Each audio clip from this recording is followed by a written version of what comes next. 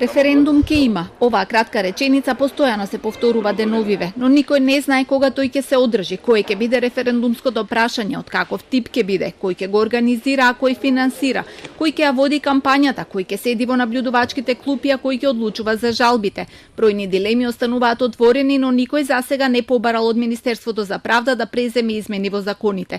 Единствената дилема што денеска се разјасни е таа дека суштински измени на законот за референдум, како таа за намалување на цензусот за излезност, нема да има.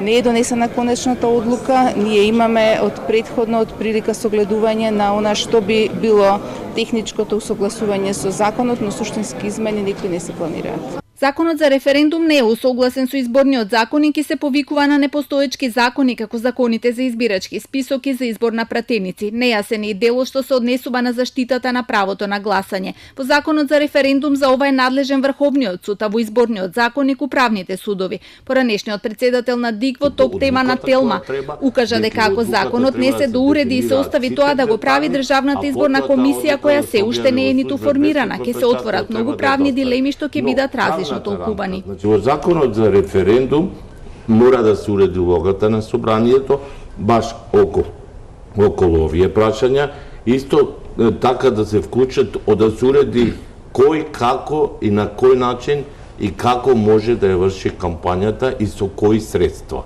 Значи, по законот сегашен, тие се средствата од државата, значи државата од буџетот го финансира референдумот на државно ниво, значи вие не можете тие пари да им ги давате на партиите за да работат како што сакаат на тие за ова референдумско прашање кое е многу сензитивно.